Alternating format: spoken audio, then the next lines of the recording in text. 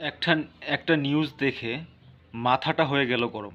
এই রাস্তা দিয়ে যাইতে পারি না, আমি গেলে আমার ঠ্যাং ভাঙে ফেলাবে। আমাদেরকে আমাদের শ্বশুরের 35 সম্পত্তি এটা ওরা জবরদখল করে নিল। বাড়ি ঘর লুটপাট করবে, ভাঙচুর করবে, গরু ভয়তে বিক্রি করে দিছি, গরুগুলা নিয়ে যাবে রাত্রে এসে, বাইর হইতে পারি না এই পাশে, ভয়ে থাকি, আতঙ্কে থাকি। সব সময় আমাদেরকে অনেক কিছু কথা বলে, লাঠি ডাং ধরে ঠ্যাঙ্গে রক কাটিব, এই মহিলাগুলোকে ধরো, বাড়িতে লুটপাট করে নিব, ওদেরকে ইন্ডিয়ায় পাঠাবো, সব সময় এগুলো কথা আমাদেরকে বলে সৈমুদ্দিন মাস্টার। আমি চাচ্ছি আমাদের জমিটা যে দখল করছে ওটা যেন আমরা সুষ্ঠু বিচার চাই। আমি ভয়তে নিকলিতে পারি না, ওরা জোর জুলুম করে জমি দখল কইছে, ধান কাটে নে গেছে। আমরা ঘুম থেকে উঠি দেখি আমরা ধান মেলা ধানে কাটে নে গেছে। আমি ভয়তে যাই নাই, ও নাঠি ডাং আমার দাও বললাম নিয়ে ওখানে আসি। জোর করে আমার জমি হয়েছে এবং কথা বললে ওরা ভয়ে ভেতু দেখায় যে হিন্দু লোক, তোদেরকে ইন্ডিয়া খেতে দিব, তোমাদের এখানে কি নাগরিকতা আছে কি আছে নাই। আজকে হঠাৎ করে তারা ধান কাটে নিয়ে গেল এবং নাটি সোটা নিয়ে 20-25 জন কামলা টামলা নিয়ে ওরা ধানটা কাটে নিয়ে গেল।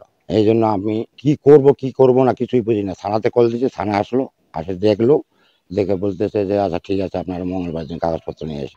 দিনাজপুরে এক হিন্দু পরিবারের উপর নির্যাতন এবং টর্চার চলতেছে।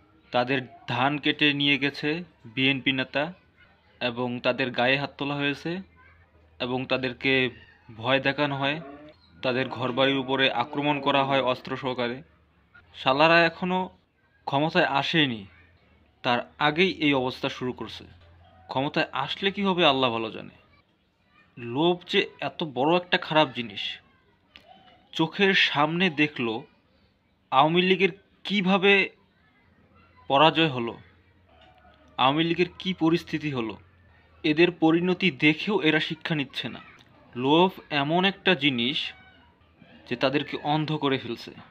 জনগণের উচিত, সেই গ্রামবাসী জনগণের উচিত সকলে একত্র হয়ে সেই পরিবারগুলোর পাশে দাঁড়ানো এবং এই ধরনের নেতাদেরকে উচিত শিক্ষা দেওয়া। সেই গ্রামের যুবকেরা এগুলো করতে পারে। এদেরকে ধরে হাত পা ঝুলিয়ে সবার সামনে জুতা গলায় পরিয়ে পিটাইতে পিটাইতে এদেরকে অপমান করা উচিত এবং সঠিক বিচার হবে এদের হাত পা কেটে ফেলা, যাতে করে শিক্ষা গ্রহণ হয়। আওয়ামী লীগের এই অবস্থা হয়েছে কিন্তু তাদেরকে কাউকে প্রকাশ্য হাত পা কাটা হয়নি। শিক্ষা দিতে হবে উচিত শিক্ষা, যাতে লোভ করার আগে একবার হলেও ভাবে যে এর পরিণতি কী হতে পারে। মানুষ বড়ই হিংস্র।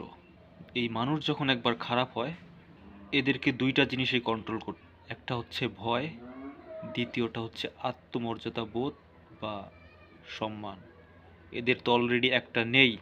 এদের কঠিন থেকে কঠিন বিচার হতে হবে, হয়তো বা এটা ঠিক হবে এবং প্রকাশ্যে বিচার হতে হবে।